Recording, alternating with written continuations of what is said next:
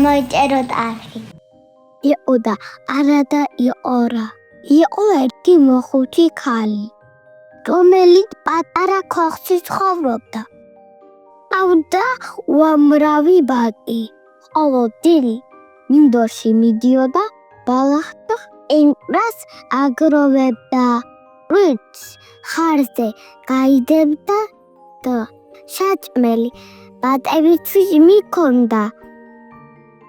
ერთ დღეს თხენზე ანხედრებულმა ახალგაზრდა ვაჟმა ჩამოიარა და დასახმარებლად თხენდა დამოყო. როდესაც ქოხს მიუახლოვდნენ, ეზოში ბევრი ბატი შემოვიდა. ბატებს უკან უტყნარი გოგონა მოკვებოდა. მოხუცმა წაბუქცუთხრა, ჩემი ქალიშვილიაო, და მადლობის ნიშნად პატარა მწვანე ყუთი აჩუქა. ეს პატარა ყუთი ბედნიერი გაგხდის, ისეთი ბედნიერი იქნები, გაუჩნდებიო. ბიჭი დაამშვიდობა და გზას გააგრძელა. მალე დიდ ქალაქში წავიდა, უზარმაზარ ქალაქში მეფის სასახლეში მივიდა და ეს მწვანე ყუთი დედოფალს აჩუქა. დედოფალმა გახსნა საჩუქარი და ჩემლები წამოუვიდა. ერთ დროს სამი ქალიშვილი ჰყავდა.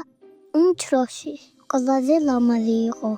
ჩემლები რო წამოვიდოდა, მარგალიტები თვიოდა. ერთ დღეს მეფე მამამისმა სასაინოთში დაიყვანა და ბავშვი სათხად დაიკარგა. ვერსად ვერ ვიპოვეთ. მითხარი, ვინ მოგდა ეს მარგალიტიო?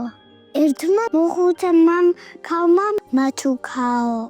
თუ შეიძლება ახლა წაგვიყვანე მასთანო. მეფე, დედოფალი და ეს ვაჟი გზას გაუდგნენ. მოხუცის ქოხს რო მიუახლოვდნენ დინარესთან. ის წყემში გოგო ნახეს. გოგო დინარეში იბანაობდა. როდესაც გოგო მიბანავა, უწყი ჩამოირეცხა.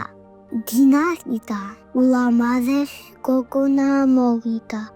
მეფემ და დედოფალმა იცნეს თავისი შვილი. გადაიხვლნენ და ეფერებოდნენ.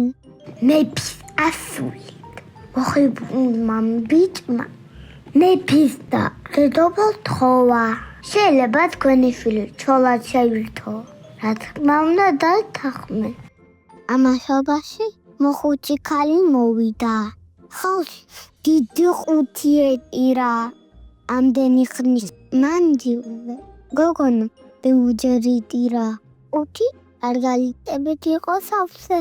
თურმე ეს მოხუცი ეთილის ჯადოქარი ყოფილა.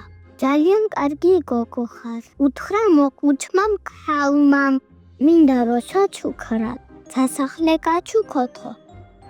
ღარიბული ქოხი ულამაზეს სასახლედ გადაიქცა. მას შემდეგ ეს ყველი იქ ცხოვრობდა. ეს ზღაპარი დამთავრდა. ბაი ბავშვებო!